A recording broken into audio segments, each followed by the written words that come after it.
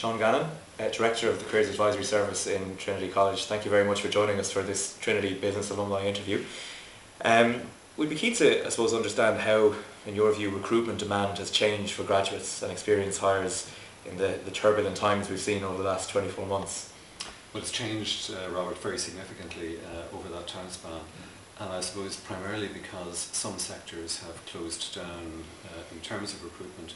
For example, the public sector in Ireland, there's almost a complete moratorium on recruitment now, and some sectors or sections within financial services have also closed down recruitment, whereas others are quite buoyant. So if students or graduates are interested in, for example, accountancy, then they'll find that there are many opportunities available for them. And do you see much change in that over the next 12 months? I don't see an awful lot of positive change in terms of employment within the public sector, and that affects quite a wide variety of graduates, from people who are coming out of health sciences through to those who are interested in teaching, or indeed scientists who are interested in the whole area of environmental policy.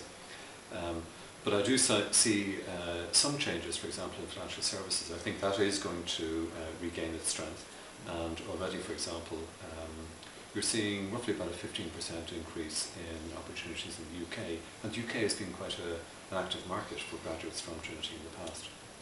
And I suppose on that note, thinking over the last 12 months, the effects of the economic climate, have they changed the typical direction of graduates? Are they pursuing further study, for example, or as you say, looking to different geographies for recruitment?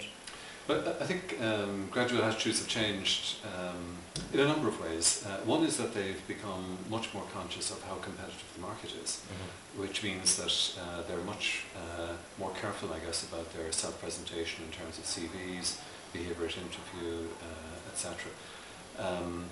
Also, they're looking and seeing, well, if there aren't the opportunities there for me, are there some activities, some postgraduate activities that I engage in? Can I get involved in voluntary work, etc., in order to keep my skills alive and transferable? And presumably the Careers Advisory Service plays a considerable role in coaching undergraduates and postgraduates in the preparatory period, but I suppose what role can the CAS play for those who have already graduated and maybe found themselves looking for work? Well, I think in the short term we find that quite a few graduates come back to the Careers Service for assistance in making decisions. So that's really within the first 2 years or so. And we're very happy to see graduates come back in that kind of context. As people move further into their careers, then they're more likely to use other services outside. Recently, though, alumni will probably have received a survey from the Careers Service and the Alumni office here in the college, just checking as to what level of support they currently require. And we're very conscious in the college that some alumni will, for example, have found themselves in a redundancy situation, or career prospects may have been blocked. And the college is keen to play some part in helping those in the future. And I suppose moving from graduates to the actual employers, I know that as a Careers Advisory Service you would maintain an active relationship with many of the key employers. Have you any key messages that you'd like to share with them today? Well, I think from an employer point of view, it's important not to shut down the talent pipeline. So there's always a temptation when you need to reduce costs that the graduate recruitment campaign is the first to suffer. But over time, that may not be the wisest decision, and I think it's important for employers to keep a relationship with the university and to ensure that a stream of talented graduates is coming through.